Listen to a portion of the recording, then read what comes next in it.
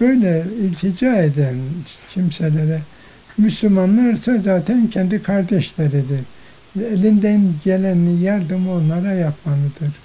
Mülteci de imkansız bir duruma gelmiş ama belki de kendi ülkesinde zulümlere uğramış, gelmiş İslam ülkesinde diyor.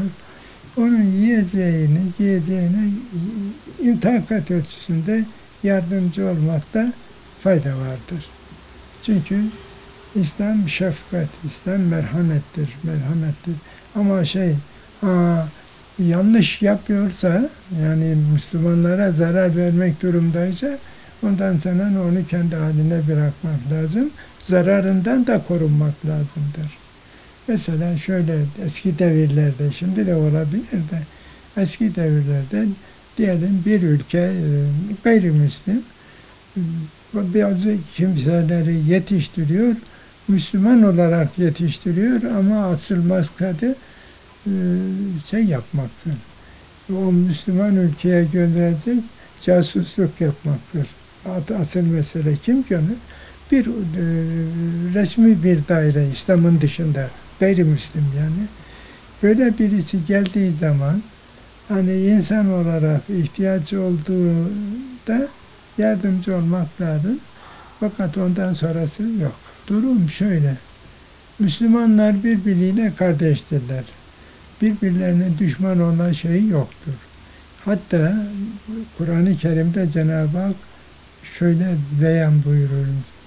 İki mümin kardeşiniz arasında bir kırgınlık olursa onu derhal iyileştirin.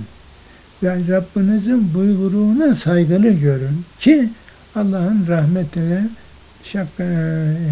rahmetine nail olasınız. Yani Kur'an'da bir emir böyledir.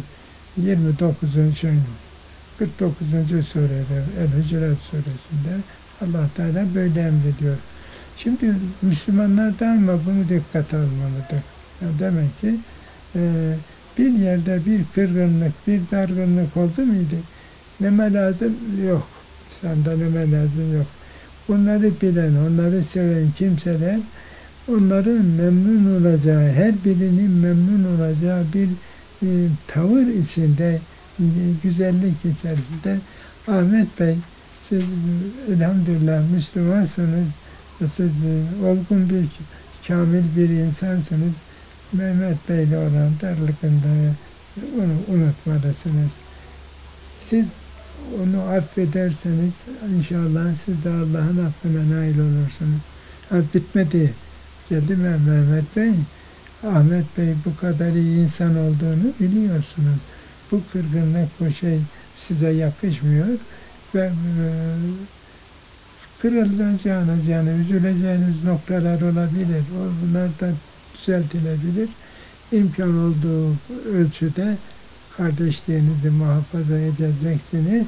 Hatta suçu varsa affedin, Cenab-ı Hak da sizi affetsin diye böyle tatlı davranmalıdır. Yani Müslümanlar arasında kaba yoktur.